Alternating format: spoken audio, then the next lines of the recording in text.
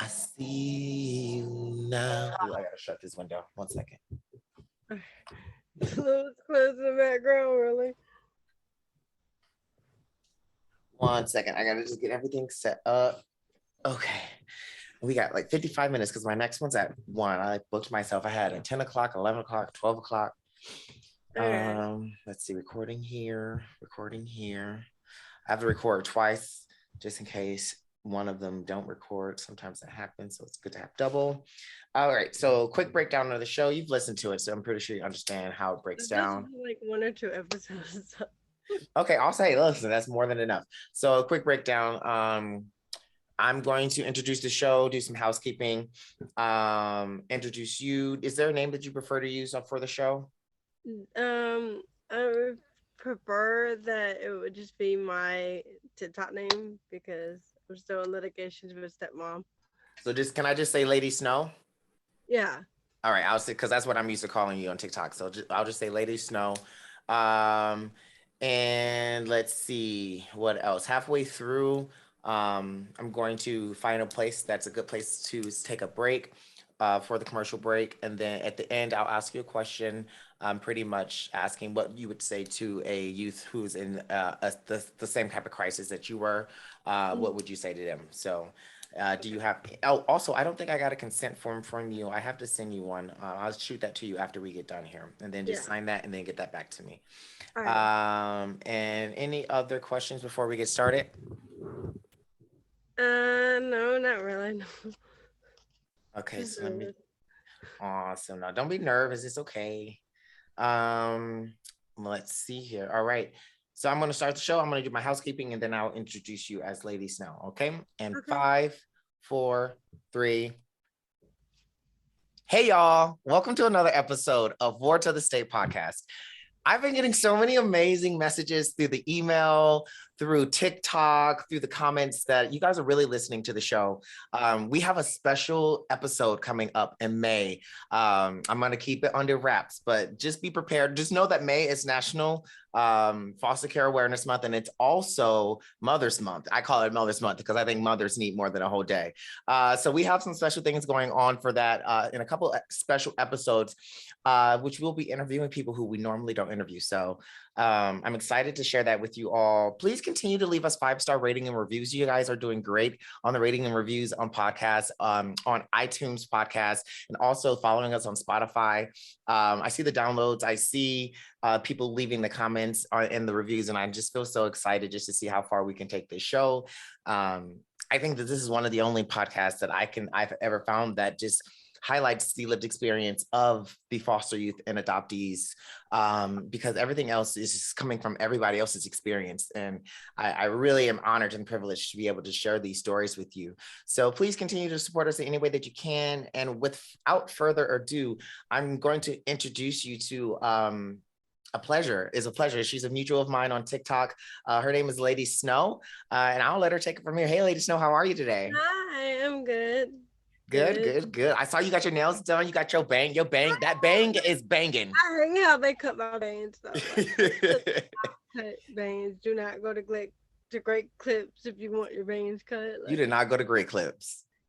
bitch, I did. No, girl. You know you can't go to Great Clips. You never get a great Now cut. I learned my lesson. You know. Hey, So okay, so I like to just start off just by going in right in with your lived experience, just telling the listeners about yourself and uh, your experience in the system.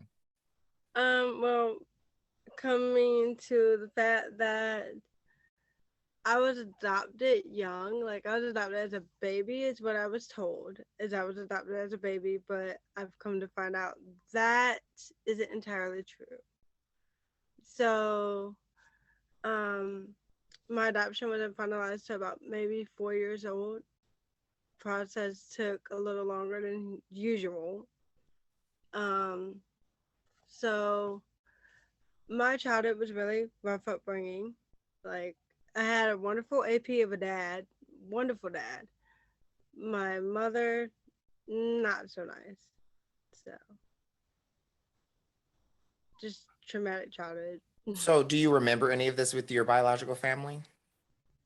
um, as far as I'm aware of, like they were one county over. I didn't know who they were. It wasn't related to me. Um, so I did ancestry, DNA, of course, because I was curious of amount of other things, such as our health records get sealed off, or information is just secluded from us. And so I needed to know what other details other than my cerebral palsy was in my family history. And what age did you say that you were adopted at again? It was officiated at 4. 4. Okay. And did they know about your cerebral palsy before you were adopted or no? They had a heads up of it after my birth, but they didn't per se know if I was going to walk or not. So, Got you. So what happens at okay, so we're kind of jumping everywhere. I'm trying to trying to figure out everything. So I kind of want to stay on the line of growing up. So growing up, how was your relationship with your adoptive parents? Like, when did you find out you were adopted? Did they ever let you I found know? out at 5 or 6 years old. My adoptive brother told me, Mm-hmm. we're not their kids, but he told me in Spanish. So I was like, okay, what is this about? I asked my dad, who's been nothing but a loving and supportive father, what the situation was. And he's like upset, crying, like, we chose you. This was a situation of a crisis, you know, and we just wanted to keep you because we fell in love with you. And it was supposed to be told to me when I was old enough to understand. It Got wasn't you. supposed to have come across at a young age that we weren't connected. So So you said you had a great relationship with your father. Do you not have that? Did you not have a great relationship with your adoptive no, mother no, growing not up? with my mother. No, So what happened there? she's a manipulator, pretty much. It kind of has narc tendencies in her. So I just there was never any I love yous between her and me. As young as I can remember, Mother's Day, okay? You're told to give a like little handwritten note or whatever to your mom that you make it Yeah. hurt. I did that. I didn't get a I love you or thank you or hug from her. What would she do? She just rolled over. She's like, okay. Mm, and didn't even acknowledge it. Now, did she have any biological children herself, or was Yes, this two just? of her own. Yes. And how was their was she the same, like just not kind of detached as a mother with them, or She was it different? with them, um, from my point of view of it, she spoiled them more than anything. Like one sister had her own bedroom to herself, the other is sharing with foster kids. So they were more privileged and privy to leave and do whatever they wanted to do. It wasn't that much of a big ordeal between her and them as it was me and my brothers.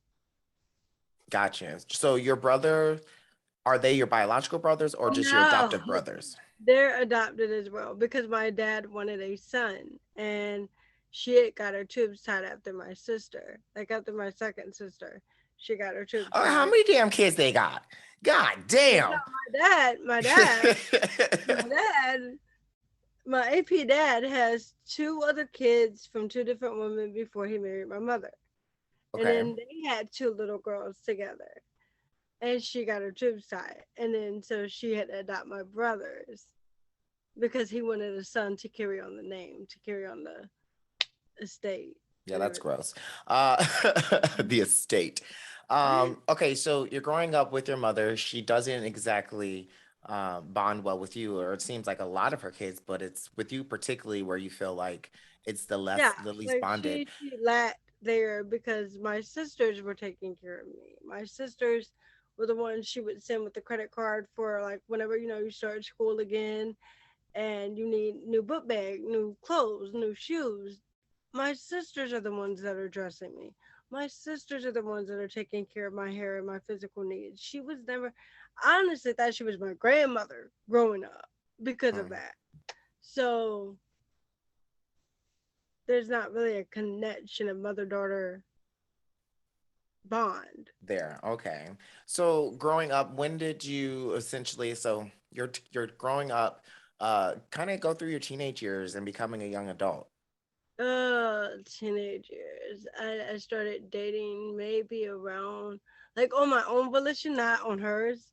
Maybe around like seventh grade, and I wasn't sure if I was liking boys. There was just one little boy I was infatuated with that I loved to death. Like even though he's passed on, um, I ended up getting pregnant by him at 12 and miscarrying that, and never told my mother of it. Never Wow. gave her any heads up. Um, we stayed together for about 10 years off and on, and she never liked him. She was against the whole relationship from the start. And so my teenage years were just chaotic. There's been multiple unalivement type of things that have happened with me where I needed to be taken care of because depression took over, because my sisters weren't there anymore to like actually be the facilitator of, no, it's okay, Buki, you know. Yeah. And my second question is, you're a transracial adoptee, correct? I am biracial, but my parents are both black. But both of your parents are black and you're Hmm. biracial. So you're still Hmm. technically a transracial adoptee because you have Yeah, half of your genetics are white.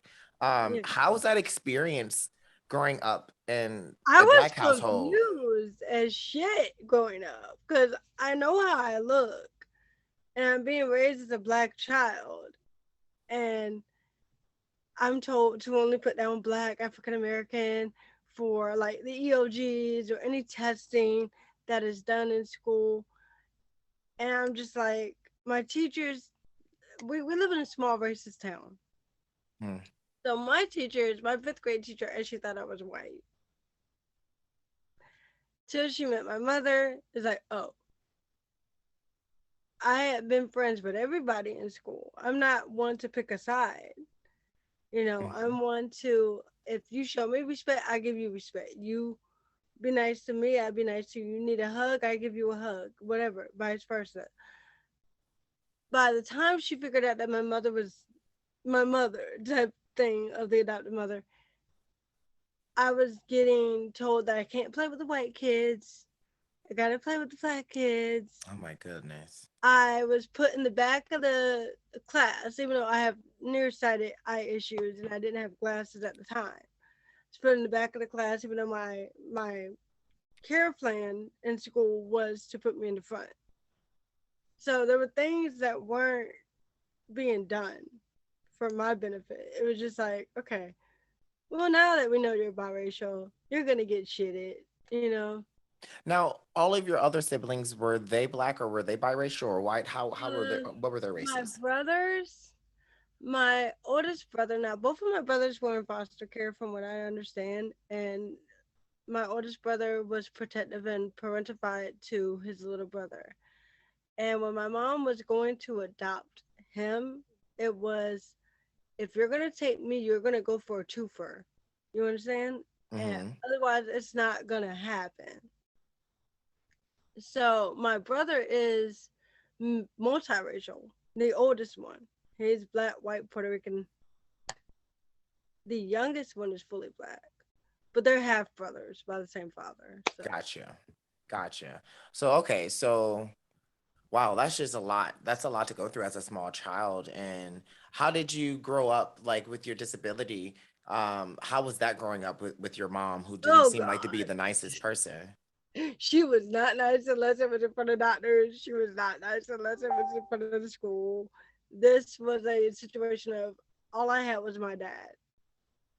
My Mm. dad is, making wheelchair ramps for the house, putting me on the bus since I can remember. My mom has never put me on the bus. There's never been that, let's pick her up, get her here, or wait for me when the school bus comes back to get me off. My dad was the only one that caretaked for me when it came to the surgeries that was being done, because he's the only one that can lift me up physically. My mom is short as shit, so my weight and her not compliant. Not compliant. No, I would have probably broke her back. So is your dad still here with us now? Yes. He's only in his 70s, so Oh, okay, so he's still he's kicking. still kicking. He's still kicking. Ain't nothing gonna make that man go yet. He's stubborn as an ox tail. And so now, because I in the beginning of the episode, you were saying that even now your relationship with your adoptive mother is tumultuous. How is your relationship with your adoptive father, and like how do you balance the It's two? kind of strained. I mean, he doesn't call to check on me. Like if we have family gatherings, he's nice. He's cordial about things. It's just right now because I'm still in reunification with the birth father. There's that strain there even more. So So, let's talk about that. When did that reunification with your birth father happen, and how did that affect your relationship with your adoptive father and your adoptive parents? well, my adoptive father didn't know that I had done ancestry DNA. He didn't know what was going on. My mother knew, of course. Like she saw me with the kid, walked away, rolled her eyes, whatever. Like nothing's gonna come of this. So when I got my information back, there's a half sister that originally, like when it first started, it came up like first cousin, whatever. But it once it updated, it's like half sister. So I'm like, okay, every 21-year-old girl has social media. I look up her name, I find the father. I ask, yo, I think I'm your kid. Can we have some correspondence here? Because all I'm wanting to know is the answers of who, what, when, where, why, and then medical information. That's it.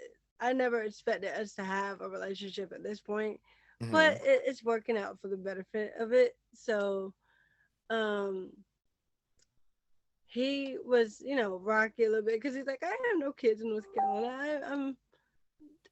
I only had one kid. Like, what are we talking about? And I told him to do the ancestry test because it linked with me and his kid, and came back daddy.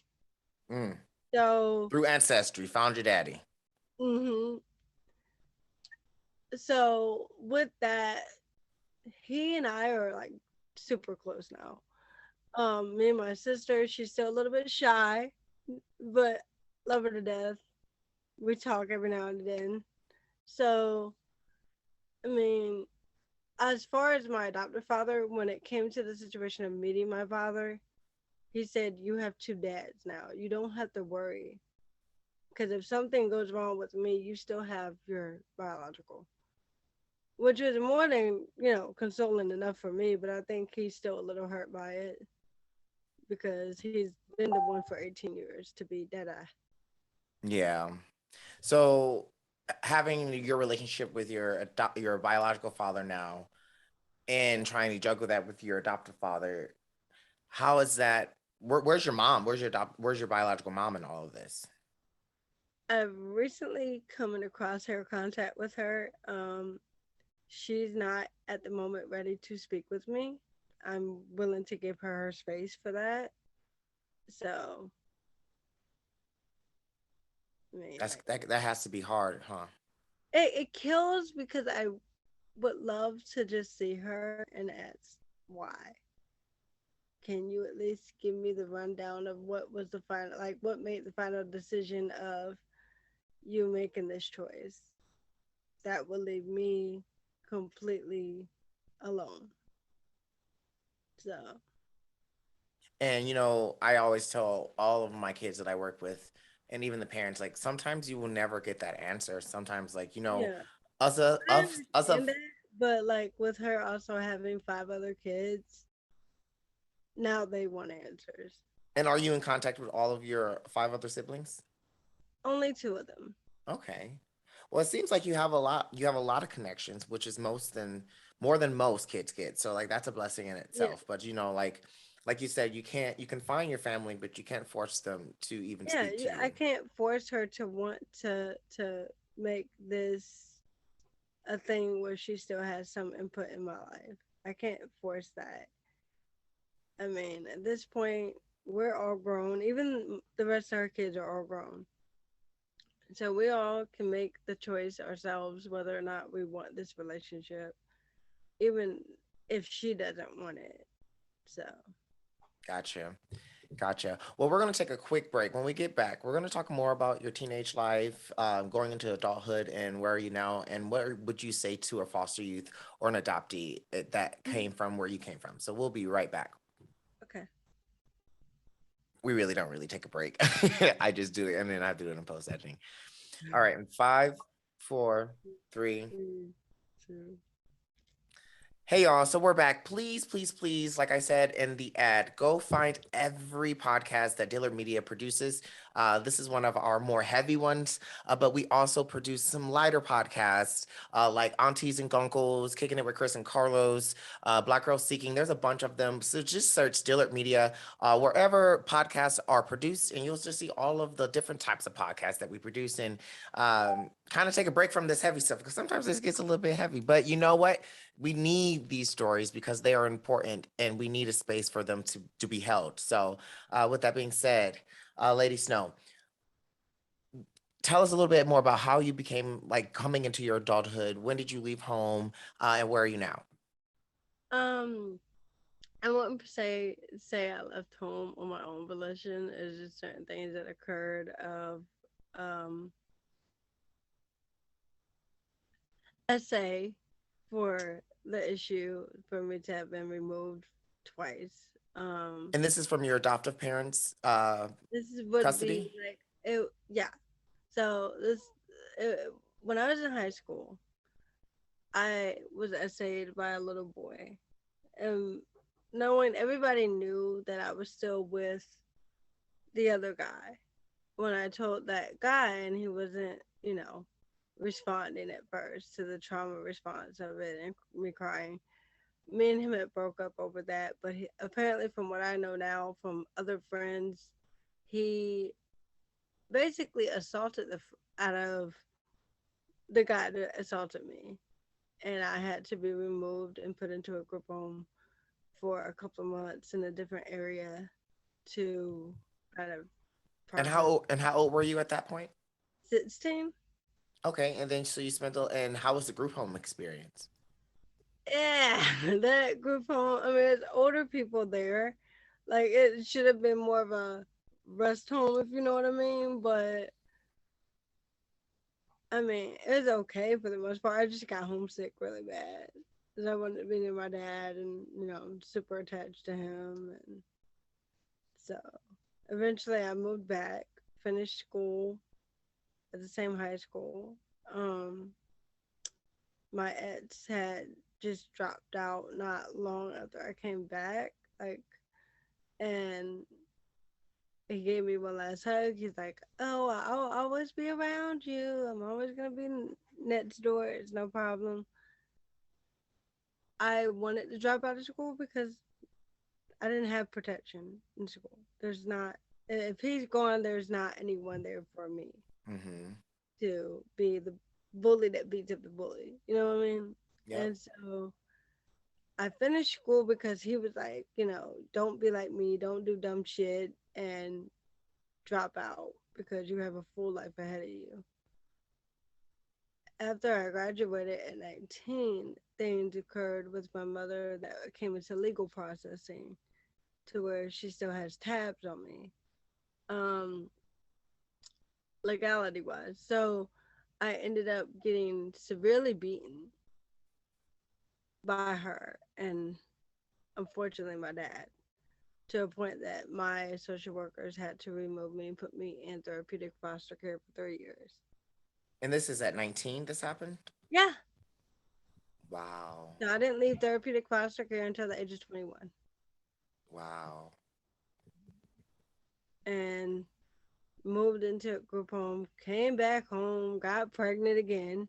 Can you explain therapeutic foster care? Like, what did that entail? But for my instance in therapeutic foster care, it was to help me to regulate myself and get me independent without her. And the codependency issue to having, there's this always you can fall back to type of thing and just work on my own. So with my foster parents, they were great foster parents. Don't I'm not gonna lie. Um, they showed me nothing but love and respect from the time I entered their home. they decided at one point to, because they owned a couple of houses, to move me across the street from their house to that house to help me on independent living matters, to see how well I would function upon my own. So without them doing that, them teaching me to wash my clothes and this and that, things that my mom did not allow me to learn, Wow. um, I wouldn't be as independent as I am now if it wasn't for those two foster parents. But And do man, you speak to them at all? one of them passed away recently, I'm sorry from to what hear I've that. heard. And the other one, he's old, but he's still kicking. Yeah. So I'm like, I'm trying to visit them, but it's the adoptive mother that is regulating that I don't have So you time. keep saying regulating without like sharing as comfortably as you want to, because I'm kind of. Does she It's have a any legal legal, rights over you, it's like a what you legal, do? it's a legal right over me of the person, if you can detail from that. But like, she has more control than I would have over my own being. Got you. Um, so even if I wanted to visit my foster dad and say, thank you for those wonderful 3 years, I'm sorry for your loss of your beautiful wife. She was a wonderful person. And then give him a hug and then walk away. Because that's all I wanted to do.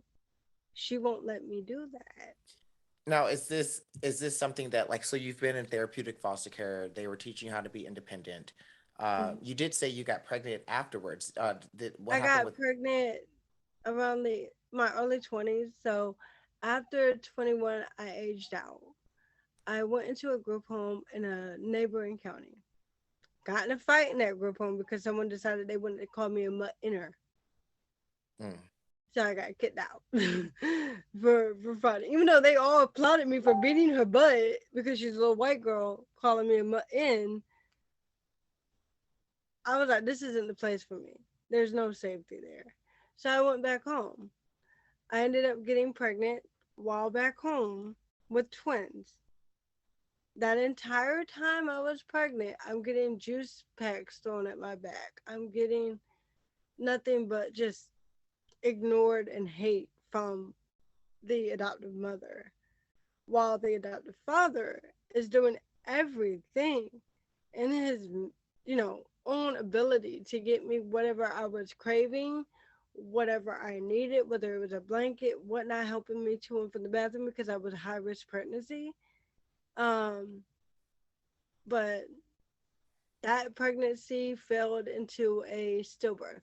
So oh my goodness, I'm so sorry. I, that point in my life, I was like done with the world, done with everything. So I never really had, I mean, like, I had an apartment for about a year. And then she moved me out of that after I lost the girls. So, because she had no control over who was coming and going Mm. to be at the apartment. Somehow she retained a key to my apartment and would just stop over anytime she wanted and walk to the door.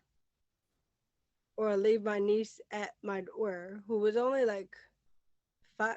Kaka was like, what, 5 or 6? And she's just abandoning Kyla at my door after knocking on the door. Mm. So childhood and young adulthood is just like really a rough chapter of spaces. There's a lot of trauma from adolescence through up that I'm still working on in therapy. I'm still getting the help I need for it, but my mom's not willing to change her way of being with me. So where are you now? If well, once again, sharing as much as you're comfortable with sharing, with the control, with having an advocate. It sounds like you need someone to speak on your behalf.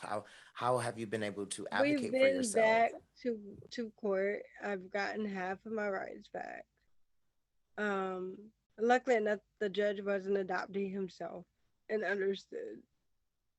Um, so she was told that the way that she has me retained was never to be a permanent fix. She's up in her feelings about that. She obviously thought she would have a safe hold to whatever.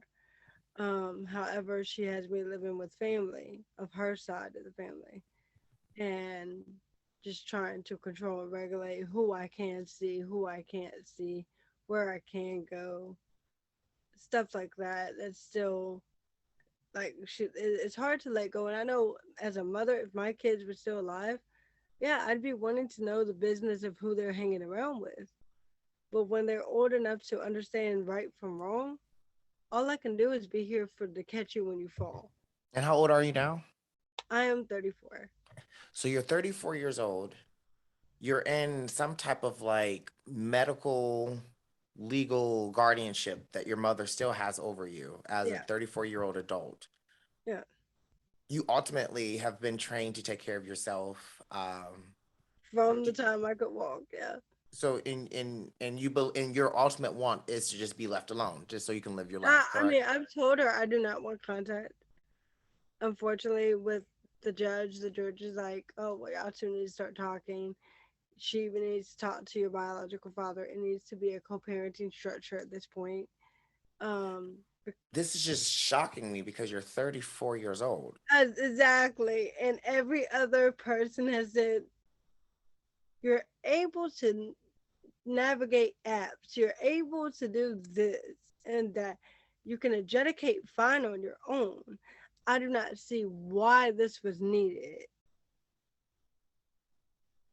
I'm like, there's the control and money aspect.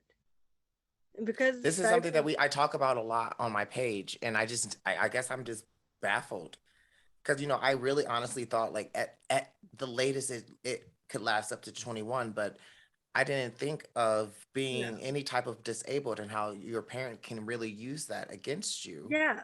and to say, She oh no, they still need me. they And like, she's like, she can't do this on her own. this is some have you seen that Gypsy Rose movie? Have you heard about Gypsy Rose? Yeah, This is some I Gypsy Rose shit. like I I feel with the my whole heart thing, like I was 19. I was a baby. I wasn't given the, understanding of what this is or anything. Nobody cared to listen to me when it so this began. is kind of like a conservatorship Yeah, for you. But at what point, I mean, we saw this with Britney Spears and we see this with like a lot of yeah, celebrities, but you do hear about it sometimes with disabled people, but like you said, you feel comfortable enough in your abilities to take care of yourself. yeah, I'm sure you have backing. It seems like you say you got half of your rights back. So it's clearly someone on your side was yeah, able to prove that. It's yeah. just like, why not just let you live? I don't really understand it. Because okay, we all know that there are stipends in foster to adopt and How long foster. can she get these stipends for? Forever? While you're Okay, so as far as I'm concerned of that, I think it was up until the age of 18. That is what my belief is. And that when it stopped, once I got on, social income, um, she was trying to hold on to that. And I mean, she's a retired police officer, so she knows how to use shit against to gain the access of. So, frankly, it was a manipulation tactic and used against me in the most powerful way that could ever be done. so why you said it stopped at 18? Why you're now 34? I'm not understanding. Why not just Because release? there's a SSI check there. Oh, okay, So gotcha. because I have a disability income, Hmm. she wanted that. She wanted that retained to her because she is a payee of it. And to Through this day, is she still the payee of your SSI? You're 34 and oh my goodness. Oh my goodness. yeah. So with that, that is why my dad started to intervene. Is like, this is not okay. At this point, you need to just learn to let go, let be. The judge even said to her that it's time to let go. Our children grow. They grow up. They change. They mature. They learn from their mistakes. Um, all she could ever do was bring up stuff from when I was born, bring up stuff from 12 to 14 years ago that wasn't prevalent to this day. He asked me certain questions, and he's like, there's no reason for this. Like in my book, there's no reason for this.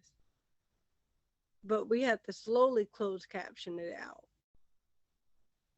This is just I mean, this even is slavery. When he mentioned Britney Spears, she rolled her eyes. She Because it rolled. oh, the judge mentioned Britney Spears as well. Yes, Because yes. this is exactly what it is. And she rolled her eyes so bad. He's like, guardianship was never meant to be a permanent basis thing, and blah blah blah blah. And she's just up in her feelings. So do So you feel safe now where you are? that's a type of situation. Like I'm in a town that knowing that, my ex was a gang member. All my cousins on my dad's side from the adoption is affiliated to some degree. So because I'm well known from my hometown to this town, things could pop off if they wanted to. You see what I'm saying? Mm-hmm. So I would have rather stay in my hometown where nobody would try that because they know that all my god uncles are police officers. You know what I mean? Like, but she placed me where she wanted to place me. I explained that I wasn't happy here. I'm not, because I would rather my own place. I would rather be, independently. This is just boggling my mind because I know people who are, I'm trying to make sure I use correct terminology, but um, lesser abled to take care of themselves who live by themselves. Yeah, Um, with no help. And it's just like I'm not understanding that this is severe abuse of the system. This is yeah, severe abuse of the system. And the fact that at 34 years old, she's still withholding your SSI check. She still decides where you go. She still decides who you see.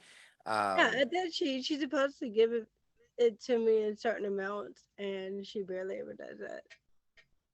so how She'll do send the you, so cash what do app. you, so do you work? Do you work or Yeah, like, how do I work. you, I work. so And she didn't even want me to get a job because when you start working, they you're, reduce your SSI? yeah. So she's like, "No, you need to quit the job," and I'm like, "No, I need to not be in four walls all the time. This is time that I need to just get out and branch out and This do." is literally medical abuse. Yeah. So she'll give it to me sometimes. There'll be a little cash app here and there, but if I ask for it, I have to beg for it. It's really kind of a messed up thing. It is very messed up, and I'm so sorry that you're continuing to go through that. Lady Snow, what is one thing that you would say to someone in this particular situation, who's currently adopted or is in foster care and are in a similar situation Okay. that you are in? From what you've learned so far, like what advice would you give them? What advice I would give them is that you're not alone. There's many of us. Even though we're not all related to each other in this triad, we are a family because we are a marginalized group. So if we have anything to hold on to, it's each other. If you need the help, reach out to another adoptee. Reach out to someone that you can fully trust with all authenticity that will help you from being entrapped if you feel entrapped. If you feel that you need to distance yourself from your family that has adopted you for your own mental health, that is okay. They might not be okay with that, but it's what is important to you as a person. You are important. Your mental health is most important. So don't be afraid to do what you need to do for your own self. I love that. I love that. Well, this episode's really been heavy. I did not know this much about your situation, and thank you so much for sharing it. I'm sorry for the listeners if we were kind of um Here and there. like here and there, and also like not giving as many like facts or as many, but like she said, they're currently in litigation and we don't want to do anything that could potentially make the situation Ramify. worse. Yeah, so but I definitely wanted to get your story out because I think it happens a lot more often than people think. I am just I'm still just I'm just shocked. baffled. I'm just shocked It's and I'm shocking, baffled. And and I mean, I mean, to me, I, if you can get a doctor, if you can get a doctor, a therapist, and yeah, someone to say, hey, I mean, she's of sound mind, she's of able-bodied. If all of those things have happened, why are you still connected to this person? I yeah. just don't understand, you know? That's why one thing is when I do eventually get out of it, hopefully, is that I'm wanting to help get annulment done for adoptees because we deserve to at least have our records back. We deserve to be free of toxic people. We all know that toxic people are not benefiting our mental health, our lives. So why stay attached to someone? Because you know, even when we die, their names are still listed as family. Hmm. That's a bigger slap in the face than anything. When I have brothers and sisters that want to be a part of my life, but we're not legally because we're severed by a legality family. I 100% feel you. I 100% feel you. Well, thank you so much, Lady Snow, for being on the show and sharing your lived No problem. experience. And I really, really, really will send some light your way, because I just feel like you deserve everything that you want. And I know you're going to get it. So just keep your head up and just keep staying I'm positive. hoping for You nothing but the best. deserve it. You deserve freedom. We all deserve freedom. And with that, y'all, this has been War to the State. Like we say every week, always shine your light. Always share your story. Always speak up for yourself because you never know who's listening. So I'll see you on TikTok, Lady Snow, and we'll see y'all next week. Bye. Bye bye. Ooh, that was heavy. I gotta take a 5-minute breather. Heavy, heavy.